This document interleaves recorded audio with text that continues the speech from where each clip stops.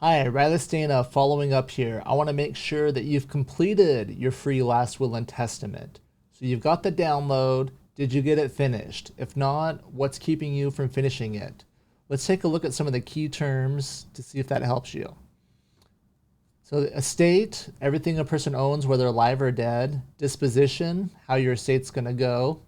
Specific gifts, maybe you want to make some specific gifts of certain items or certain amounts to people.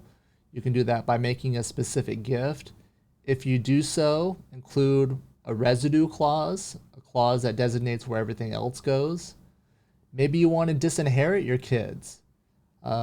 If so, you can definitely do that. You just have to make it really clear. So list your children and then add this line after. Say, I have intentionally made no provisions for John Doe Jr., or whatever the name of the child is.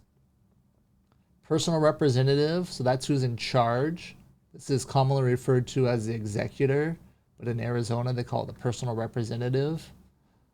Probate is the process where the personal representative gets appointed. Guardian is a person that cares for minor children, and a conservator is a person that manages assets on behalf of minor children. So you may have noticed some of that language in the guardian section.